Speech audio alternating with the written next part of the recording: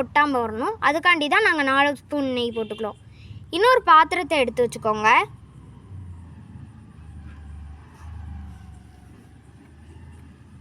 அதில் 1/4 கப் சீனியை போட்டுக்கோங்க. கலர் வர்றக்காண்டி நல்லா அதை உருகிற வரைக்கும் நல்லா கிண்டிக்கோங்க. இந்த மாதிரி வரணும், நல்லா ப்ரௌனிஷாக. இந்த மாதிரி பபுளாக வரும்போதுல நம்ம எடுத்து வச்சுருக்கிற அல்வுக்குள்ளே அதுக்குள்ளே போட்டுக்கலாம். அதை நல்லா மிக்ஸ் பண்ணிக்கோங்க.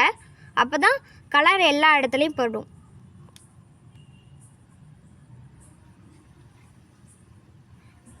அதில் 1 ஸ்பூன் நெய் போட்டுக்கோங்க.